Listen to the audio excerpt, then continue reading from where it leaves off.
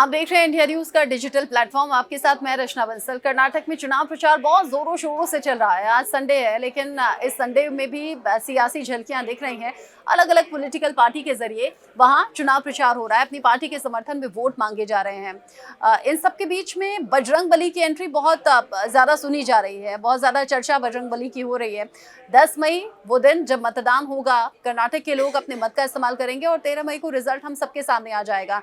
लेकिन बीजेपी जो प्रभु श्री राम का नाम लेती है और राम ही बीजेपी के नैया पार भी कई बार लगाते हैं, वही बीजेपी इन दिनों बजरंग बली का जिक्र बार बार ले रही है। बजरंग बली का जिक्र करना और अलग अलग तरीके से बजरंग बली के नाम को इस्तेमाल करना। उत्तर प्रदेश के मुख्यमंत्री योगी आदित्यनाथ कर्नाटक में चुनाव प्रचार के लिए पहुंचे। हालांकि योगी आदित्यनाथ पहले नहीं है, प्रधानमंत्री नरेंद्र मोदी ने भी मंच से जय बजरंग बली के नारे लगाए। लोग बड़े उत्साहित हुए। फिर बीजेपी के एक के बाद एक तमाम जो बड़े चेहरे हैं, चाहे वो जेपी नड्डा हैं, चाहे वो गृह मंत्री अमित शाह हैं, सब बढ़ चढ़कर बजरंग बली का नाम लेते हुए नजर आए। और सिर्फ कर्नाटक में प्रचार करने वाले लीडर्स ही नहीं, बल्कि अलग अलग राज्यों से प्रतिक्रिया सामने आने लगी। चाहे वो मध्य प्रदेश है, चाहे वो बिहार है, चाहे वो उत्तर प्रदेश है, सब बजरंग बली के समर्थन की बात करने लगे और कहने लगे कि बजरंग बली जो कि दुश्मन को जवाब देंगे और लंका में आग लगा देंगे। गृह मंत्री अनिल विज ने, हरियाणा के गृह मंत्री हैं अनिल विज, उन्होंने भी यही कहा था पिछले दिनों।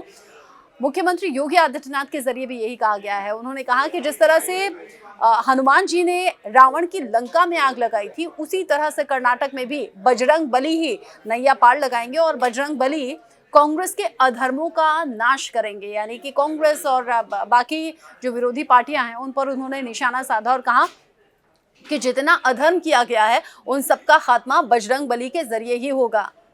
प्रभु श्री राम का नाम तो काम कर गया है। बजरंग बली के आशीर्वाद से क्या बीजेपी की नैया वाकई पार होने वाली है? क्या बीजेपी वाकई सत्ता में वापसी करने वाली है? इन सब सवालों का जवाब तो 13 मई को साफ हो जाएगा।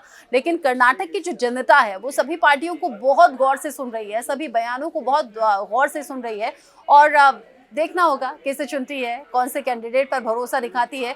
योगी आदित्यनाथ का ये बयान सोशल मीडिया पर बड़ा वायरल हो रहा है। आप भी सुन लीजिए किस अंदाज में उन्होंने बजरंग बली का जिक्र किया। हम सब जानते हैं कि वनवास कालखंड में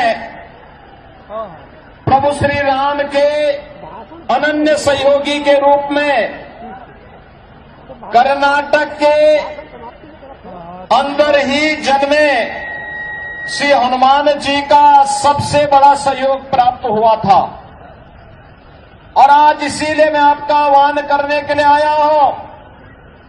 जैसे श्री हनुमान जी ने रावण की लंका में जाकर के रावण के सभी अधर्म के कार्यों को समाप्त करने में योगदान दिया था, ऐसे ही आप सभी कर्नाटक के राष्ट्रभक्त कार्यकर्ताओं के द्वारा कांग्रेस और जेडीएस के द्वारा जो अधर्म के कार्य पीएफआई को बढ़ावा देने के लिए किया जा रहा है, इसके खिलाफ संगठित होकर के डबल इंजन की बीजेपी की गवर्नमेंट को पुनः कर्नाटका के अंदर लेकर के आना है।